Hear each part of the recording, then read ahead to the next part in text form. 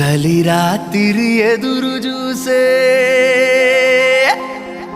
తూరుపేమో చుక్క చూపే గొల్లలేమో పరుగునొచ్చే దూతలేమో పొగడవచ్చే